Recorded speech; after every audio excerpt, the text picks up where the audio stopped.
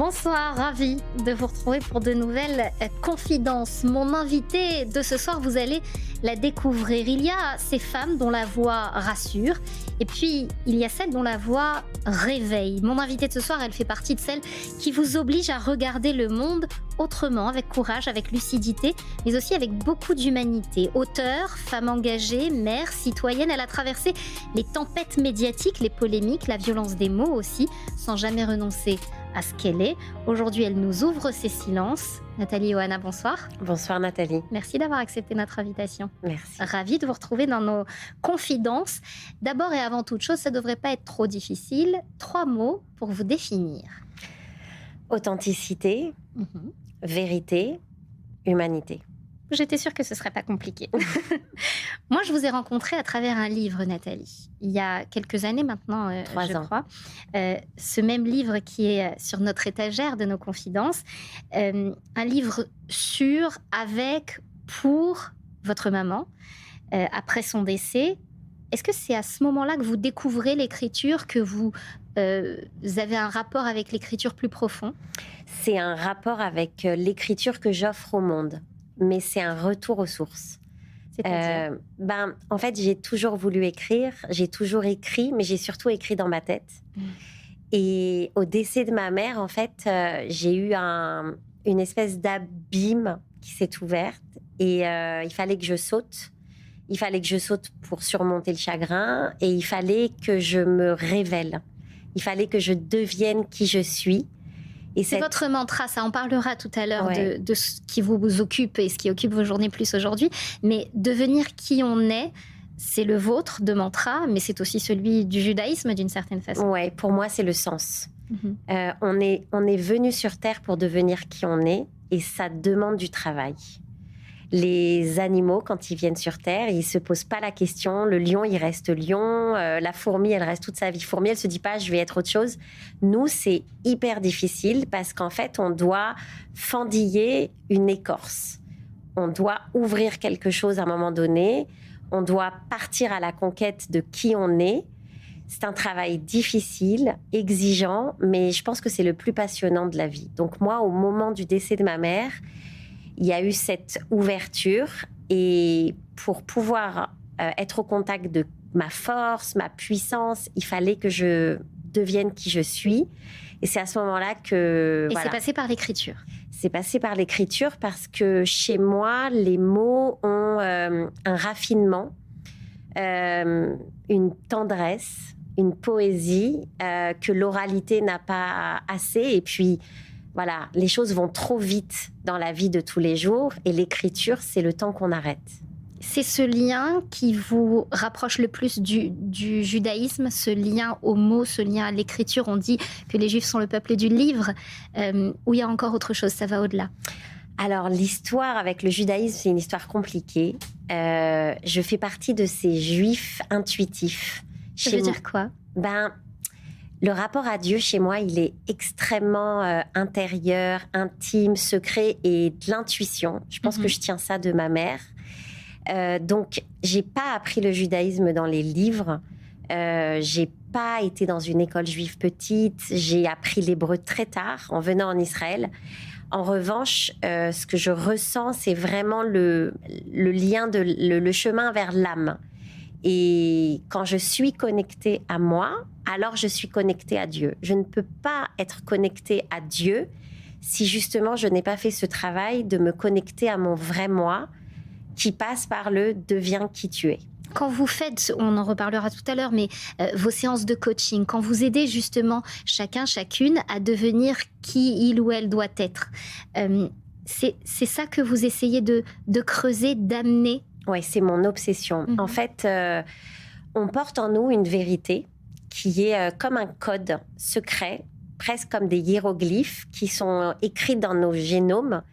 Et notre travail, mais je dirais même notre devoir, c'est d'aller lire ce code-là, ce code secret, décoder. Alors, la beauté de ce code, c'est qu'il s'est écrit dans l'enfance. Donc, le premier travail, c'est de retourner visiter l'enfant qu'on a été. Dans l'enfance, tout s'est créé, tout était simple, tout était évident, tout était lisible, et ça s'est brouillé après. Ça s'est brouillé après parce qu'on a cherché à être aimé. On a cherché à être accepté. C'est toujours plus compliqué quand on est adulte. Ah, c'est extrêmement compliqué. On ne se rend pas compte des guerres intérieures que les gens vivent. On ne se rend pas compte des luttes qui animent les gens que nous voyons, au demeurant avec des apparences très calmes. Et en fait, ce travail-là d'aller se souvenir de qui on était enfant, de ce qu'on voulait devenir, c'est uniquement un travail de souvenir. Donc, le vrai travail, c'est d'accepter ça. C'est pas la découverte de quelque chose de nouveau. C'est encore une fois le retour au sources. C'est pas quelque chose d'ésotérique qui va nous tomber dessus et tout d'un coup on va comprendre la voie qui nous est tracée, etc. Je me méfie parce que ça, c'est des choses qui passent comme les modes. En revanche, l'enfant qu'on a été, il est là, il est stable et vraiment c'est très beau d'honorer cet enfant-là, mais en étant adulte, en le mettant au goût du jour et après en le tournant vers le collectif, en comprenant ce que nous avons réparé dans notre propre histoire. Si cette réparation-là, ce tikkun, on peut le sublimer et l'offrir au monde. Et c'est à ce moment-là que se joue la réparation, pas seulement de mon destin, mais la réparation du monde, comme on le dit dans le judaïsme. L'effet papillon, d'une certaine façon. Exactement. On va continuer à en parler dans un instant, mais d'abord, je voudrais qu'on joue justement, qu'on aille peut-être voir cet enfant, il fut un temps, qui allumait la télé et qui regardait Bouillon de culture avec Bernard Pivot, par exemple. Vous le connaissez, son questionnaire ? J'ai complètement oublié. Alors justement, on va se rafraîchir la mémoire.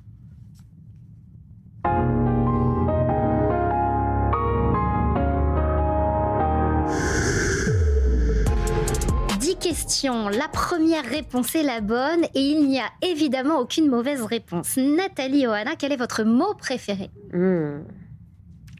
Volupté. Oh, c'est joli.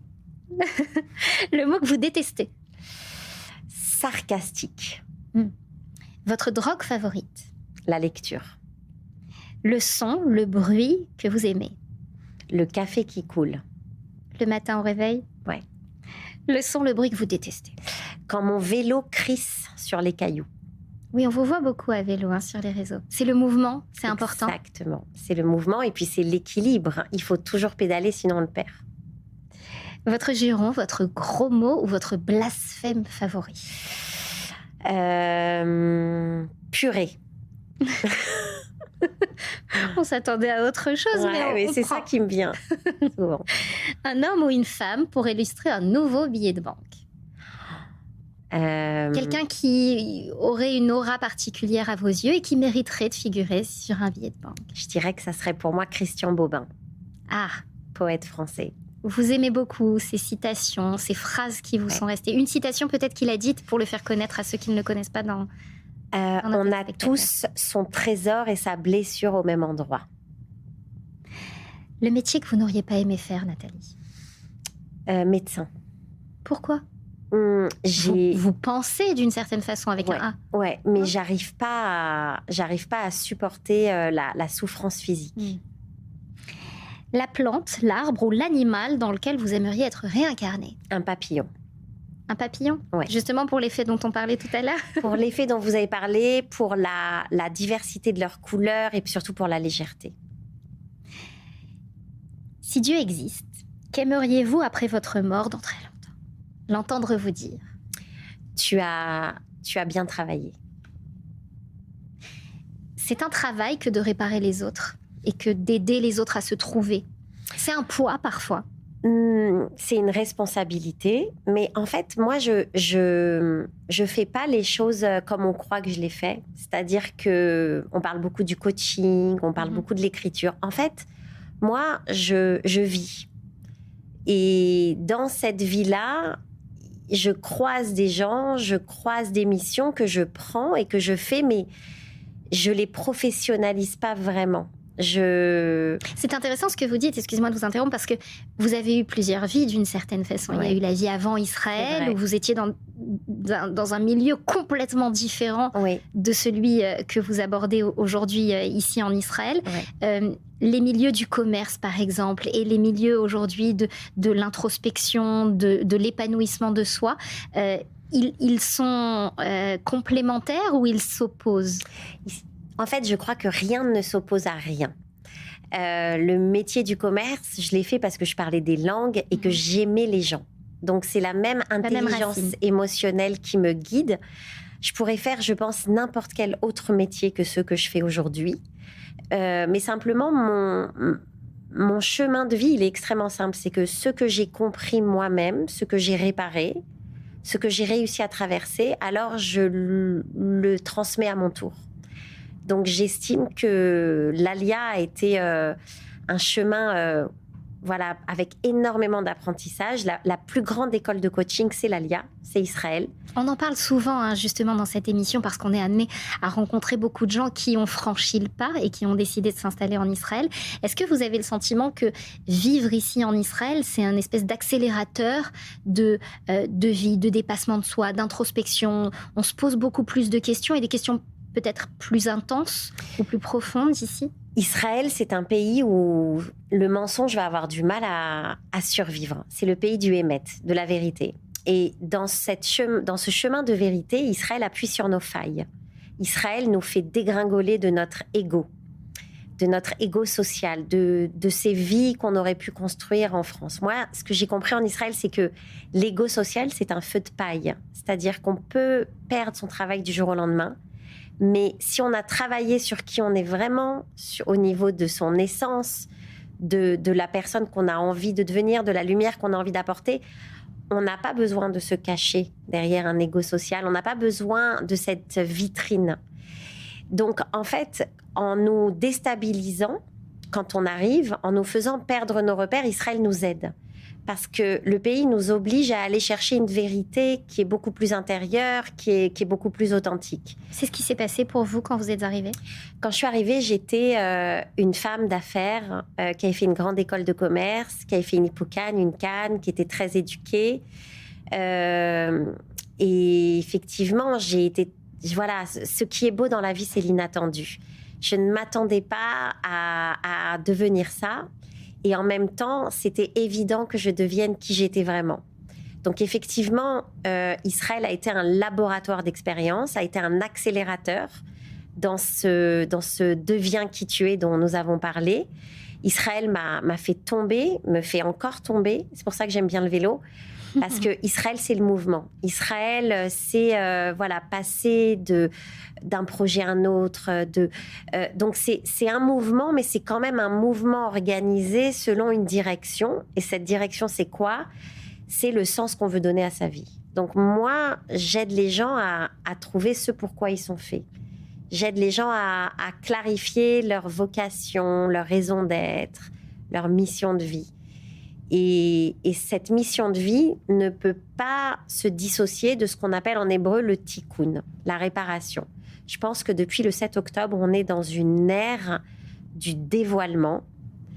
On ne peut plus mentir. Vous voyez, par exemple, Nathalie, depuis quelques jours, avec la nouvelle année, les fêtes de fin d'année, je rencontre que des gens qui me disent « Il y a des choses que je m'imposais avant et aujourd'hui, je ne peux plus. Je ne peux plus. » En fait, le 7 octobre nous a épuisés, mais d'un autre côté, à clarifier ce dont nous avons besoin. Et à briser certaines chaînes. Exactement. On va continuer à reparler du 7 octobre, mais d'abord, je voudrais vous emmener sur mon île déserte. D'accord. Vous venez? Allez, je viens. On y va.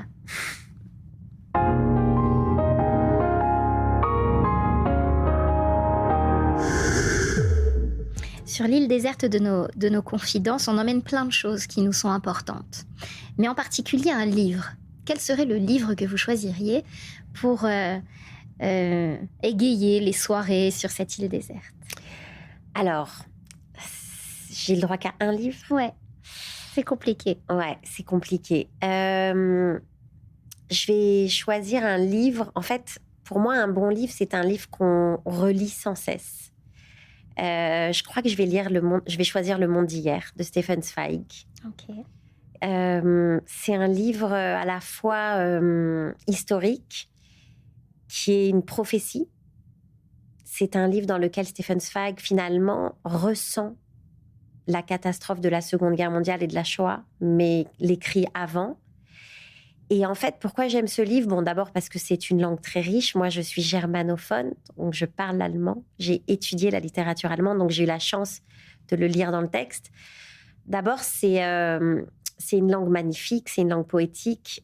C'est à la fois un roman, mais il y a un fond historique, donc on apprend tout en voyageant. Mais c'est un livre qui nous dit que finalement, nous savons tout avant que notre intellect nous le dise. Encore faut-il l'écouter. Voilà. C'est pour ça que j'aime beaucoup ce livre, parce que ça fait partie de ces perles qui nous disent si nous avions entendu, vu, voulu, écouté, si nous n'avions pas été dans le déni, tout était là. Une musique, une chanson, un album que vous emporteriez avec vous sur notre île déserte? Alors, je suis une très grande fan de Goldman. Et comme un livre que j'adore relire plusieurs fois, les chansons de Goldman, en fait, c'est comme le bon vin. Avec le temps, elles prennent une saveur particulière, une dimension. Je crois que chaque chanson de Goldman est en fait un manuel de développement personnel. Et raconte une petite histoire. Et pour moi, les plus belles chansons sont des chansons où c'est une petite histoire. Un film? Quel film vous auriez aimé prendre avec vous pour voir et revoir? Oh là là. Alors, j'ai une grande tendresse pour les Chaplin. Vraiment, Le Dictateur, par exemple. C'est un de mes films préférés. Okay. Et un héros maintenant, ou une héroïne que vous pouvez ramener du passé, amener de l'avenir, du futur ou du présent, une personne avec qui vous aimeriez partager une soirée, un moment sur cette île déserte? Alors, en ce moment, en fait, je pense beaucoup à Theodor Herzl. Pourquoi? Parce que j'ai passé des vacances en Autriche cet été et le hasard a voulu que j'arrive dans la ville où il s'est éteint et où il a une toute petite stèle. Et en fait, ça m'a beaucoup émue parce que Theodor Herzl n'a pas connu l'État d'Israël. Et comme Stefan Zweig, il a été le prophète qu'on connaît. Et voilà, je pense qu'il a été très, très en avance sur son temps. Et j'ai une grande admiration pour son raffinement intellectuel. Vous avez imaginé au cours de ce voyage des échanges avec Theodor Herzl, ce que vous lui auriez dit en post-7 octobre, en tant qu'Israélienne mais française à l'origine?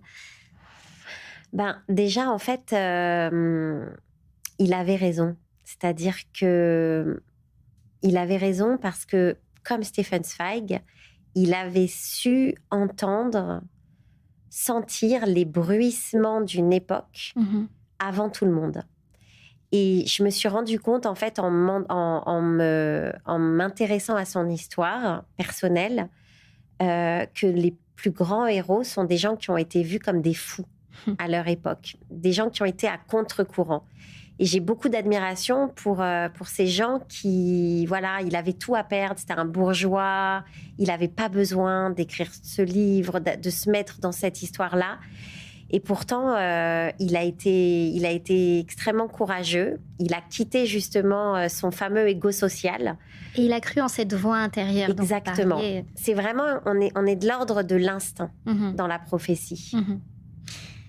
Le 7 octobre, on en a parlé en filigrane de cette édition. Et il a changé beaucoup de choses chez vous comme chez tous les Israéliens. Vous avez écrit depuis le 7 octobre pour certains médias une écriture différente peut-être sûrement de celle de vos ouvrages, une écriture pour transmettre là aussi. Alors c'est vrai que j'ai écrit et je continue d'écrire pour le journal Causeur en France. Moi, mon écriture, c'est une écriture de l'émotion. J'ai besoin de raconter la réalité israélienne, pas d'un angle politique. Parce que moi, ce que j'aime, c'est rassembler. J'ai besoin de réenchanter ce monde. J'ai besoin de... alors bon, c'est un peu galvaudé de dire de donner de l'amour, mais il y a quelque chose de l'ordre de la lumière. Et dès qu'on rentre dans l'intellect, dans la politique, il n'y a pas d'amour. Enfin, en tout cas, pour moi, il y a du stress, il y a du conflit. Je ne suis pas là. Ce n'est pas mon territoire. Moi, ce que j'aime, c'est m'asseoir à une terrasse de café à Tel Aviv écouter les conversations et dire... Sentir. Voilà, c'est la température. C'est vraiment l'air ambiant. Donc, en fait, pour Causeur, j'ai raconté ce que nous vivons, mais vraiment du point de vue de l'homme de la rue, de l'émotion, sans aucune autre ambition que juste dire « je suis là et je suis témoin de mon temps ».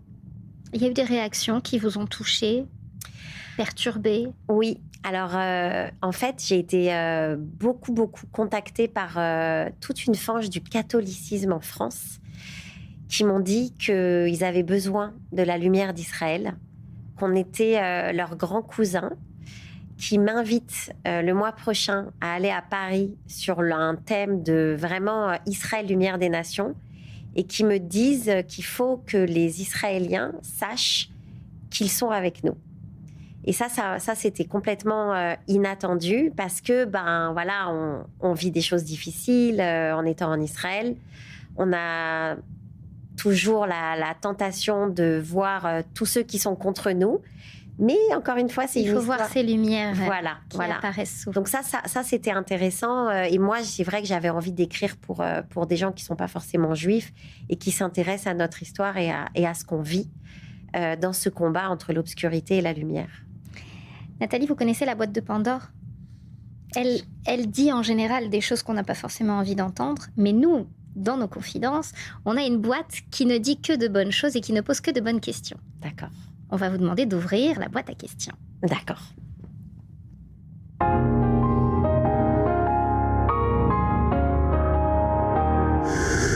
Vous pouvez la prendre sur vos genoux parce que j'espère qu'on en posera plus de questions. D'accord. Alors, la première question. As-tu déjà pleuré à cause de ton métier? Alors, si je me mets... Alors, j'anime des retraites pour femmes qui sont des séjours où je me sers, entre guillemets, de la voix créative, de l'écriture, de la danse et du théâtre pour créer des liens authentiques entre les femmes qui viennent.